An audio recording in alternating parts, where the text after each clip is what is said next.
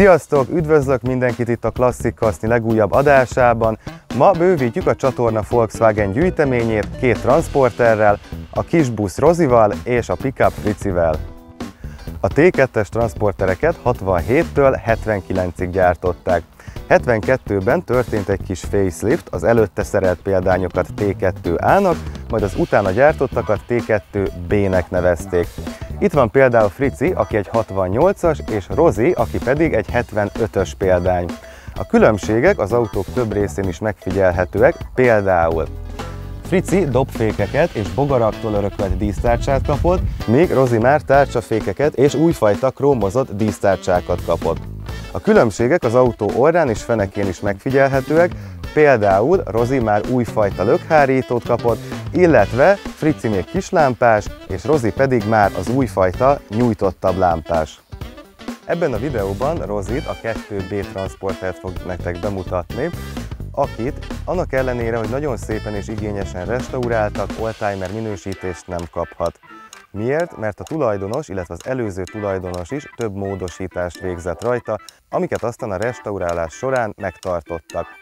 Itt van például rögtön Rozinak a homlokfala, ahol alacsonyan találjuk az indexeket. Mivel ő egy T2B modell, ezért neki már itt a légbeszívó mellett kellene, hogy legyenek az indexei. Hasonló például az első lökhárító, neki már az újabb fajtákat kellett volna kapnia. Ha tovább sétálunk a géptesten, láthatjuk, hogy ő már tolóajtót kapott, nem pedig a T1-esekre jellemző úgynevezett szekrényajtót, tehát őt már nem ketté kell nyitni, hanem egyszerűen elhúzni, mint egy tolóajtót. Ami viszont biztosan elárulja, hogy egy T2B és nem A modell, az a koportyúja, mivel ez már sokkal szögletesebb, mint az A modelleken. És ha már koportyú, tudhatjuk, hogy farmotort kapott, ami természetesen a hátsó kerekeket hajtotta. Erőforrás tekintetében többfajta 4 hengeres boxermotor is létezett, az ő esetében ez például egy 1,6 literes változat. Ami még érdekesség, hogy van benne álló fűtés, ami ugyanabból a benzincsőből kapja az üzemanyagot, mint a motor. Ha tovább haladunk az autónak a bal oldalán, láthatjuk újra a koportyúkat, illetve a hátsó elefántfület, ami igazából légkondinak a szerepét helyettesítette. De nézzük is meg a belterét. Az autó utastere is több átalakításon esett át. Ezek az ülések például nem gyáriak, eredetileg 2 üléspaddal adták át őket, amik menetiránynak megfelelően néztek. Kapott egy szellőzőt is, amit az autó oldalán lehet szabályozni, hogy fújjon vagy szívjon. Ezt itt a tekerővel tudjuk kinyitni. És ha már itt vagyunk az autó utasterében, beszéljünk egy kicsit a kivitelekről. Rozi például kisbusz, mondhatjuk mikrobusz kivitelt kapott, viszont többféle dobozos, platós, dupla kabinos platós kivitel is rendelhető volt. Már a T2-eseket is lehetett Westfália, vagyis lakóautó kivitelben rendelni, plusz a 21 és 23 ablakos változatokat Samba néven forgalmazták, ugyanúgy, mint a T1-eseket. Akárcsak a bogár, a T2-esek is nagyon puritán autók voltak. Már rögtön itt van például az autónak a műszerfala, ami szimmetrikus, ami azért is jó, mert nagyon könnyű volt belőlük jobbkormányos változatokat készíteni. Az NSK-n, Argentínán és pár másik országon kívül Ausztráliában jobbkormányos változatokat is forgalmaztak. Az óracsoport szintén nagyon puritán, középen a sebességmérő, tőle balra pedig az üzemanyagszint, olaj, lámpák és az index visszajelzőit találjuk. Középen egy tahográf van, ami állítólag eredeti, tőle jobbra pedig a kesztyűtartót. Váltó terén 2 lehetőség létezett, az egyik egy 4 sebességes manuális váltó, a másik pedig egy kis számban gyártott automata 3 fokozatú változat volt.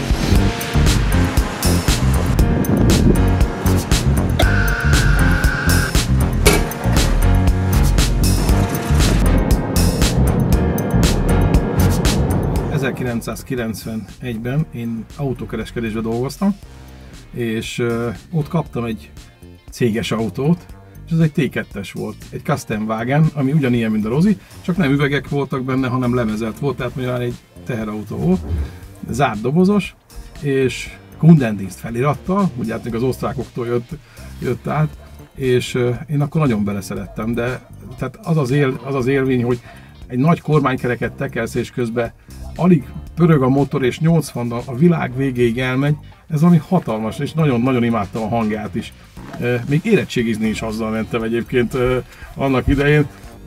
Nagyon-nagyon nagy élmény volt. És innen jön a T2-eseknek a szeretete, mert aztán ugye az élet máshova sodort, más területre, és 2006-ban jött vissza a kisagyba a gondolat, hogy vegyünk egy T2-est, és akkor mondtam a nejemnek, hogy hát vegyünk egy T2-est, azt megkérdezte, hogy mi az. Azt se tudtam, mi az a T2-es, és akkor hát elmentünk Siófokra megnézni egy eladót, és mondtam, hogy a gyerekekkel együtt mentünk, még picik voltak a gyerekek, és mondtam, hogy piszkos lesz, koszos lesz, rohadt lesz, le lesz engedve a kereke, büdös lesz, és csúnya. És nem azt nézzétek, hanem az autót magát. És akkor megállunk Siófokon, megtaláljuk a helyet, kiszálltak a gyerekek. Jaj, de aranyos, és mindegyik oda szaladt hozzá. Hát mondom, ez jó kis alkupozíció lesz így, hogy már egyből learanyosoztuk. De aztán végül is az nem lett, hanem többszöri próbálkozás után a Rozikát úgy találtuk meg, hogy hirdetve volt a Rozi Sopronba, és én azt mondtam a gazdájának, hogy ha elhozza Székesfehérvár a lábon, akkor megveszem tőle. És eljött a lábon vele, és azóta a Rozika nálunk van, és ennek pontosan most 15 éve, mert március 15-én hozta el egy munkaszüneti napon, akkor sikerült. Akkor is. Így van. És egyébként könnyű volt megszeretni, mert ugye a gyerekek az a korosztály nagyjából, mint ti, és akkor a verdák nagyon mentek, és abban is egy kicsit átalakított, a T1-es van benne egyébként, és ugye az cuki, meg a Rozi is cuki, és így nem volt nehéz nekik szépnek találni. Vagy cukinak, vagy aranyosnak. Azért nem alakítottam vissza eredeti állapotára, tehát a padülés sorokat azért nem raktam bele vissza, mert nagyon-nagyon kényelmesek ezek az ülések, és nekünk jobban is tetszik egyébként ezek a különálló ülések. Ráadásul egymással szembe forgattam őket, és teljesen jó ez így hangulatilag is, meg használhatóság szempontjából is szerintem. Én nagyon szeretjük. Ami még ugye más buszban nincs benne, az a tahográf, ami gyári, az benne maradt, azt is nagyon szeretem, ugye óra van benne és mutatja, hogy mennyi az idő, valamint a lépcső, ami ha kinyitjuk a tolóajtót, akkor kihúzódik a lépcső is, ez nem nagyon szokott benne lenni. Meg hát, ha nagyon humorosak akarunk lenni, akkor nem is lehet volna jól visszaállítani, mert ugye betegszállító volt, itt az infúziónak a helye, infúziótartó, ez egy ilyen mini légkondi, és ott pedig a sziréna helye. Nem tudtuk mivel eltakarni, és egy Volkswagen-es dísztárcsa került oda a helyére, úgyhogy jobb lenne nem visszaállítani betegszállítóként. Meg nekünk ez jó így de így teljességgel kényelmes. És váltogatjuk, tehát volt ez már visszafordítva, mind a két ülés előrefele, és hát van egy ágy is hozzá. Akkor kiszedem az összes ülést belőle, hogyha több napra megyünk, akár nyaralni, akár csak találkozókra, vagy bármi egyéb. Most van hozzá egy olyan ágy, amit ha kinyitok, egy nagy francia ággyá alakul az egész hátulja, ugye a függönyöket be tudjuk húzni, és talán akkor mehet a haddel. Vagy az alvás. Ja, vagy az alvás. De egyszer kellemetlen helyzetbe is kerültünk, ja. Boldogkővár alján, ugye? Igen. Reggel. Az úgy történt, hogy elmentünk északi középhegységben nyaralni gyerekekkel, gyerekek picik voltak, megálltunk egy Tesco parkolóba aludni, és annyira meleg volt, annyira sütött vissza a forró beton, hogy nem lehetett megmaradni az autóba, és nem tudtunk aludni, úgyhogy úgy döntöttem, hogy akkor tovább haladunk a következő úti célig, ami Boldogkővár alján. Maga a vár. És éjszaka folyamán oda is értünk, és én fölmentem teljesen a várhoz, ahol olyan sötétség volt, hogy azt mondta a feleségem, szóval korom. Hát, hogy itt ez azért félelmetes, úgyhogy menjünk csak le szépen a faluba. Lementünk a faluba, és ott egy lámpa égett, és megálltam a lámpa alatt, és ott bezárkoztunk szépen, és aludtunk a gyerekekkel szépen, ahogy kell. Reggel fölkelünk, és a piac kellős közepén ébredtünk föl, úgyhogy a nénik körbe rakták az autót mindenféle dinnyével, meg zöldséggel, meg nem tudom mikkel, borsóval. De mint jó apa elment nekünk kakaóért a kisboltba, és ott már mindenki ismert minket. És igen, mikor kértem a kakaót a kisbuszt, azt mondom, maguk vannak a kisbusszal, ugye? Mondom, igen, mi vagyunk kisbusszal. Mindegyetlen idegen. De már kocsmában mindenhol tudták egyébként. Úgyhogy nagyon jó, nagyon érdekesek volt, és teljesen mosolygott mindenki, meg szeretett teljesen volt, nagyon jó. Meg ugye ilyenkor kipakolunk, és akkor van egy kis gázfőzőnk, neki is van neve, ő a Manci, gázmanci, és akkor visszük a kempingasztalt, kempingszékeket, ott főzünk, kávét készítek, meg mindenféle finomságot, és így lehet szépen tölteni az időt. És nyaralni, piknikelni. Arról meg nem is szólva, hogy nagyon sok ismerős van az utakon. Mindenki integet, meg mosolyog, meg stb. Hát mi persze visszamosolyunk és visszaintegetünk természetesen. És persze nem ismerjük őket, csak így hívjuk őket, hogy ismerősök. Akkor sikerült az egyik találkozón egy Skodába hallottam villamos csengőt, és nagyon szerettem volna már valamilyen csengőt felszerelni Rozira. Próbáltam iskolacsengőt, lakáscsengőt, nagyon rossz volt az összes, és egyik találkozón meghallottam ezt a Skodába, ezt a villamos csengőt, illetve nem is tudtam milyen csengő, azt mondom, oda mentem a Skodáshoz, megkérdeztem, milyen csengő van, ez a villamos csengő. Mondom, és esetleg tudnál nekem szerezni ilyen villamos csengőt? De persze, én vagyok a villamos vezető. Ja, mondom, akkor így. Következő hétvégére ott volt nálam a villamos csengő, és be is szeretem, Rozi azóta is benne van. És ez egyfajta logója a Rozinak, a villamos csengő. Tehát mindenhol ismerik már az ilyen nagyobb. Igen, meg nem tudom, arról beszéltetek el, tehát a férjem teljességgel a hatása alatt volt, van és lesz. És a szempillákat megmutattad? A Rozinak a fényszóróin vannak szempillák. Fricinek nincsenek. Fricinek nincsenek. A szempillákat én a feleségemtől kaptam karácsonyra. Karácsonyi ajándék. Karácsonyi ajándéknak, ezt kértem. És aki vettük, ő a bogaras berkekben ismert, mi is ő? Kereskedő? Igen. Csillag Gábor, ha mondhatjuk a nevét. És a Gábor azóta is akárhányszor találkozunk, mindig elismeréssel adózik, hogy igen, tehát micsoda feleség, hogy képes volt karácsonyra, mert az utolsó pillanatban talán 23-án jött le a Gábor, ment talán ő is valahova, és akkor az utolsó pillanatban az Osan benzinkúton átadta nekem a szempillákat. De ha megnézitek, egyébként tényleg cukip tőle. És a mások is észreveszik, hogy jaj, de aranyos kis arcocskája van.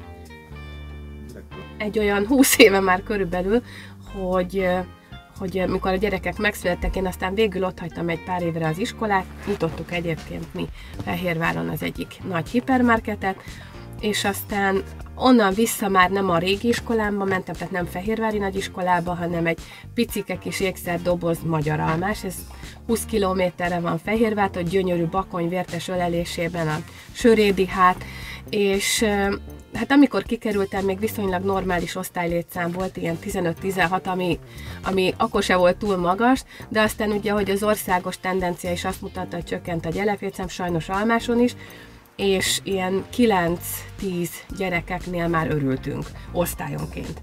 És akkor a 8 osztály le is csökkent, maradt csak 4, úgyhogy most már csak alsó tagozattal dolgozunk, és ugye a kirándulás, ugye ha kevés a gyerek, az osztálypénz is kevés, nem kérhetünk el irdatlan összegeket, pedig papírt gyűjtünk évente 2-szer, szóval mindent megteszünk, és valahogy jött az ötlet, hogy a kiránduláshoz milyen jó ötlet lenne. Először csak fagyizni ide a közelbe Csurgóra, aztán nem is tudom, egyre távolabb, meg a férjem, foglalkozunk egymás munkájával, törődünk, meghallgatjuk a másikat, és mindig szereti megismerni a gyerekeket, mert aztán mindig előadom otthon őket. És aztán a létszám adta magát, aztán a szülők is megszerették, és nem is tudom, valami 3 osztálynyi generációmon át, tehát olyan hát nagyjából mióta a Rozi megvan, ez úgy bevált lett, hogy akkor ők a Rozival jönnek, mindig be kell osztani, ugye, mert nem jön ki a 9, mert a szabályt betartjuk, bár ugye 9 személyes lenne, azt biztos mondta a férjem, de csak 8-ra van minősítve, mert előtt csak 2 biztonsági van.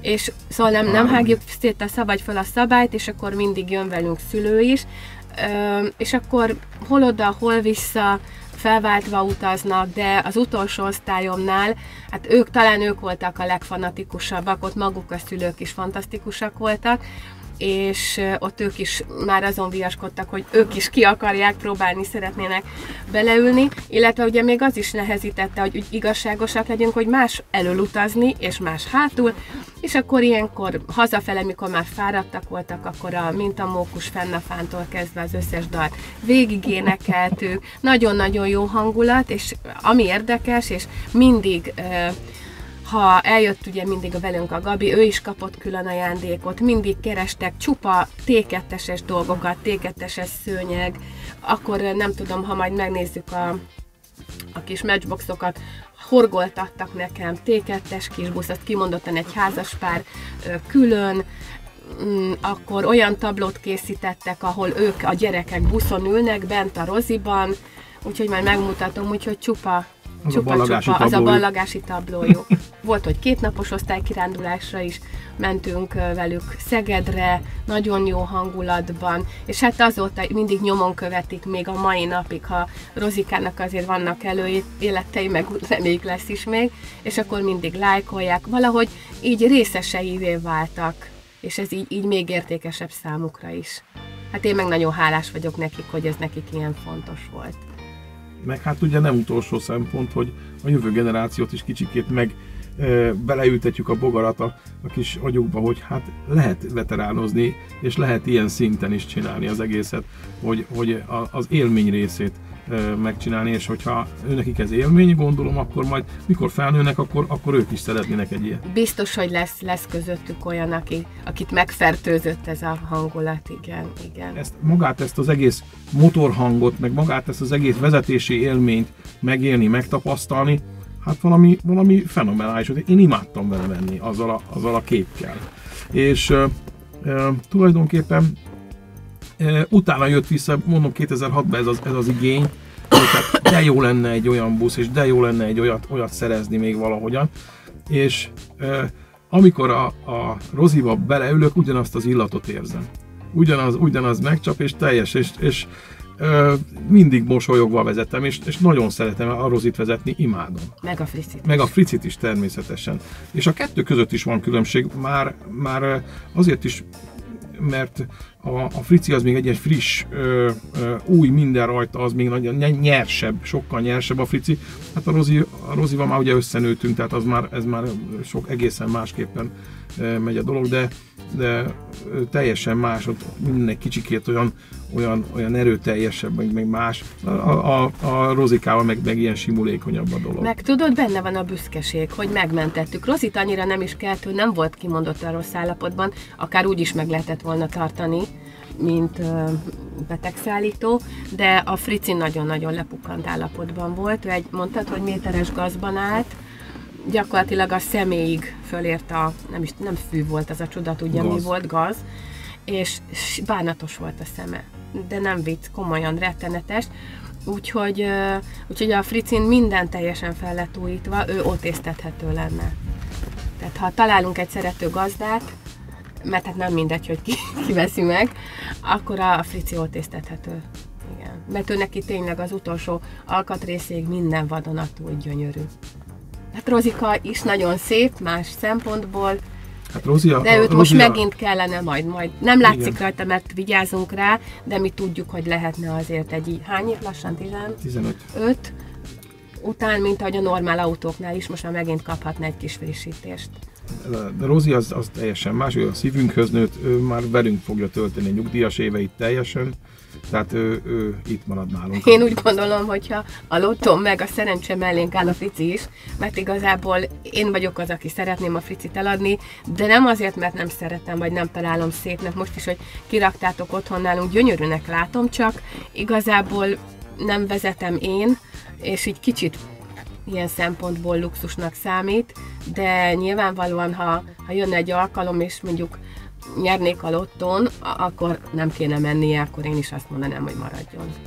Mert hát szép és büszkék vagyunk rá, hogy megmentettük. Bodrogi művész úr vezette a Rozikát a Dr. Balaton című sorozatba. Hát nagyon érdekes volt. Őt külön kérték, hogy menjek be egy nap előtte, hogy próbálja meg vezetni a Bodrogi művész úr az autót, a Rozikát. Mondom, természetesen próbáljuk meg. És akkor hát beült, és te olyan szépen vezette, hogy le a kalappa, és mondtam is neki, hogy Gyula bácsi, mondom, ez nagyon jól megy. Azt és ő elmondta nekem, hogy ő Csepelen tanult megvezetni, Csepel teherautón, és abban ugyanilyen nagy kormány van, ugyanúgy nincs benne szervó, és azt mondja, teljesen olyan feelingje van, mint annak, és nagyon szépen ment vele, tényleg le a kalappa. Szóval csak dicsérettel tudunk le a kalappa, beszélni, tényleg. És mellette meg a a felesége Vojt Ági. A Vojt Áginak az aláírása, mert ő meg az egyik jelenetben benne ült, mert ugye arról szólt a történet, hogy megszöktette Olaszországba a Rozival a volt feleségét, a Vojt Ágit, és akkor ugye egyszer csak így elmentek a naplementébe Rozikával. Illetve többször szerepel, mert a Leo is, aki az unokát játsza, Bodrogi művész úr unokáját, ő is nagyon sokat vezette, ő is ügyes volt, a Gula Péter művész úr, úgyhogy csupa jó élmény, bár nem ez volt az első a Rozinak, a Balaton metód és a Kodály metód, ezek ilyen nagyon szép zenei, komoly zenei, nem komoly zenei, könnyű zenei volt? A Balaton metód az könnyű zenei produkció volt, mint a klippeket forgattak volna külön-külön, és egymásba fűzték őket, és az egyikbe szerepelt a Rozi is az egyik klipbe. Úgyhogy ez volt a másik nagy momentum. De a legbüszkébbek a Bodrogi művészúra vagyunk, meg a Vojt Ágira természetesen. Alá is irattam velük. Grossglockner nem voltunk, arra nagyon büszke vagyok, 2200 méter magasra a saját lábán. Fölmentünk. Az egy nagyon érdekes sztori volt, mert... egyetlen buszként. Igen, egyetlen buszként. Bogarakkal, a többiek. A barátaim. Így van, a többiek bogarakkal voltak.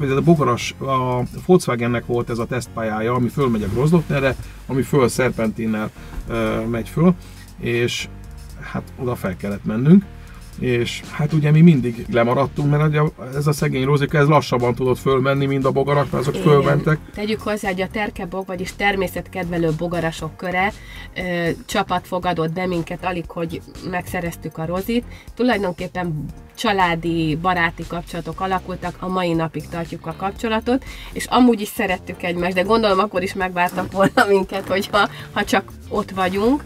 De... És akkor az volt a lényeg, hogy a bogarak ugye elciripeltek előttünk, mi meg mentünk, előköttünk föl, hát 1-es, 2-es, 2-es.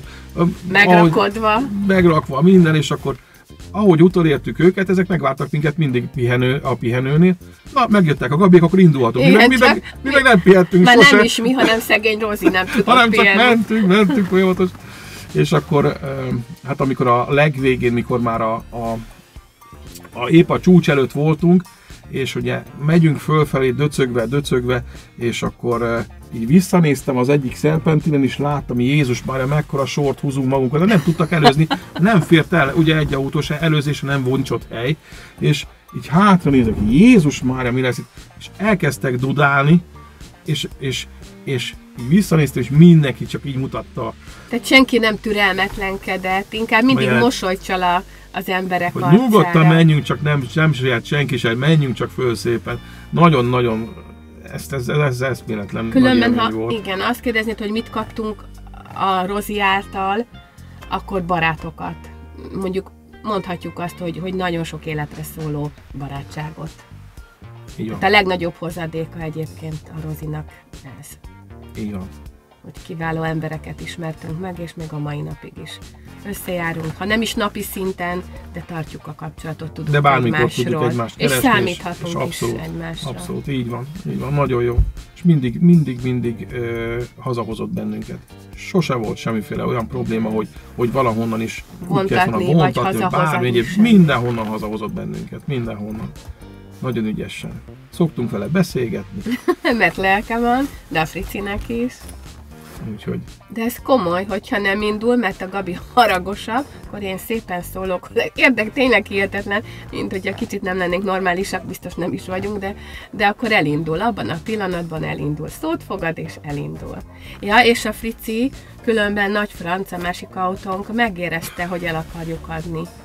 Ilyenkor most egyébként mindig indult rendesen, és mostanában rakoncátlankodik, és direkt nem indul, és akkor megmondom, hogy nem, mégis maradhatsz a háznál, és akkor elindul. Komolyan hihetetlenek ezek a járművek.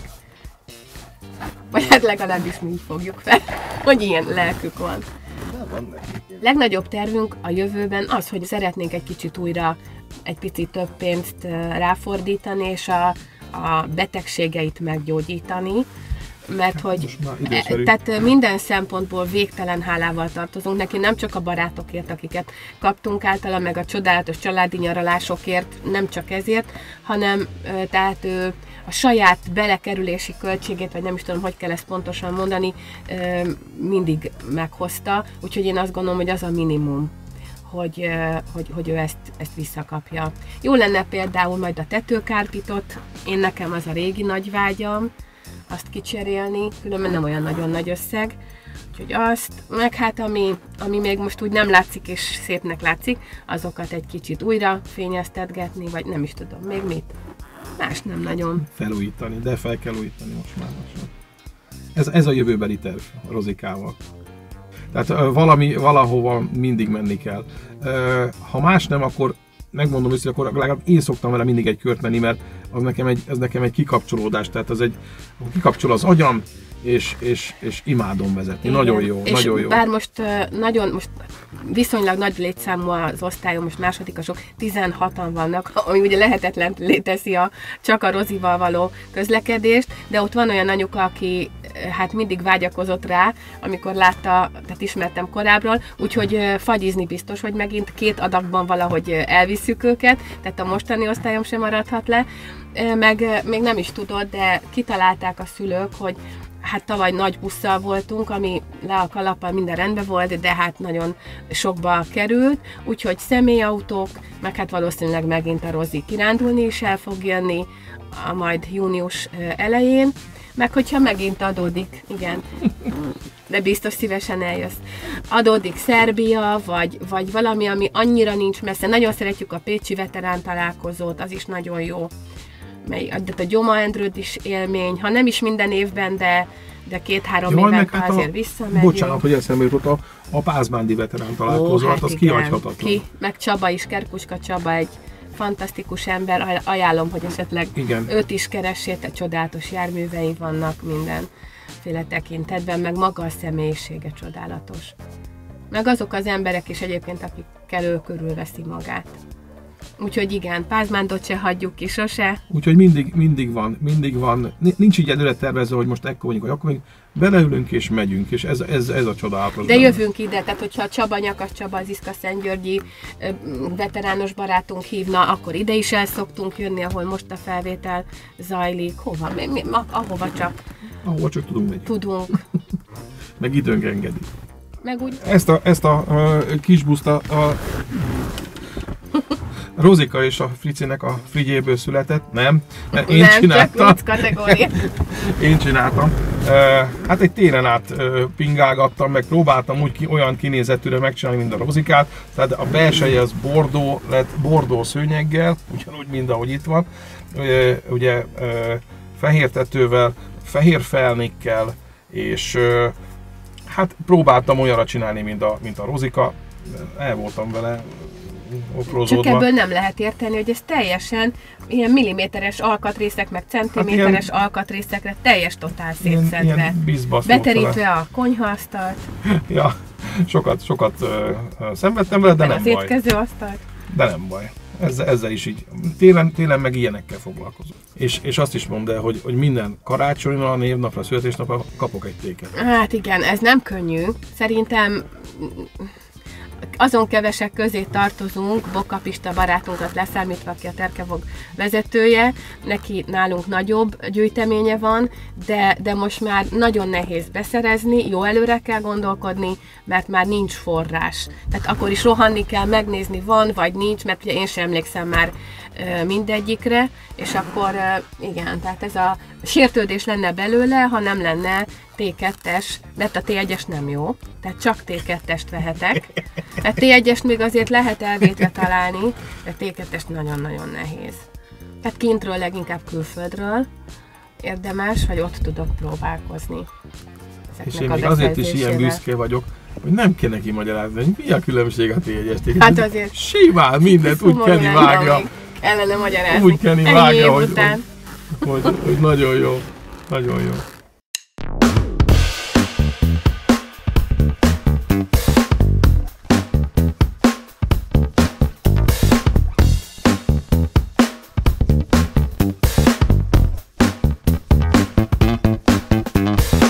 Köszönjük, hogy ma is velünk tartottatok, ha tetszett a videó, iratkozzatok fel, hogy ne maradjatok le legújabb klasszikusainkról sem. Sziasztok!